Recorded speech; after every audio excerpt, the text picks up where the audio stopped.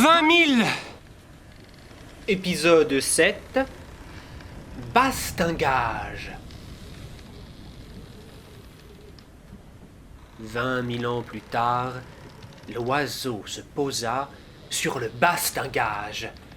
Ses ailes firent claquer les voiles. Son dos grinçait le gréement. 20 000 milles nautiques. Combien cela faisait ?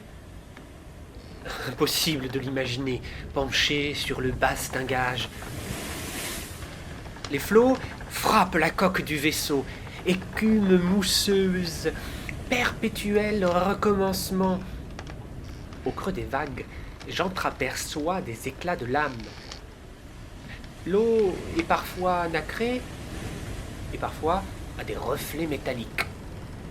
Je commence à la tâter du pied, puis je m'appuie complètement dessus. Elle s'est immobilisée. Je marche droit devant moi. Vallons succèdent aux collines, qui succèdent aux vallons. Bientôt une forêt se présente. Elle a des airs de massifs coralliens. Je caresse l'écorce rêche des chênes lièges. Il laisse une fine poudre argentée sur mes mains. Les fougères zèbrent mes mollets. J'ai arraché mes vêtements et le vent caresse de fraîcheur les parties suantes de mon corps. Bientôt, ce sera le désert. Les troncs morts, éparses tombant en sable. Un soleil de plomb en fusion. Je foule la plage brûlante. L'eau qui a repris son mouvement me caresse, elle aussi. Les pieds d'abord, puis tout le corps. Mes poils collent à ma peau. Des algues viennent se loger entre mes doigts. Du plancton dans mes cheveux. Je me sens déesse marine. Tortue de mer centenaire qui se laisse dériver. Mon dos heurte un roc abandonné au milieu des flots.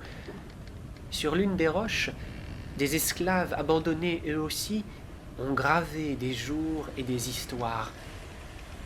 Je les lis et les mémorise méticuleusement, une à une, et replonge depuis la plus haute falaise pour me sentir voler un instant.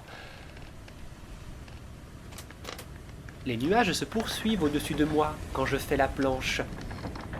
Mon visage est couvert de coups de soleil, et cette douleur qui me cuit me donne la sensation d'encore plus fusionner avec l'eau salée. Bientôt, un nouveau rivage se présente. Une mer glacée, figée, qui suinte des gouttelettes de réchauffement. Je m'enveloppe de graisse et de fourrure et marche maintenant à travers le blizzard jusqu'au point zéro du magnétisme. Je croise peu de gens. Ils ont l'air tous affairés. Les flocons tourbillonnent tout autour de moi, m'enveloppent. Le monde se fait espace intime pour moi. C'est comme si je n'avançais pas. Et c'est bien agréable. Un drapeau fend les ténèbres. À mes yeux brûlés, il est rouge sang.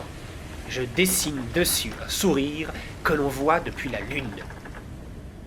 2 applaudissements suffisent pour faire apparaître un chameau qui me porte jusqu'à la prochaine étape.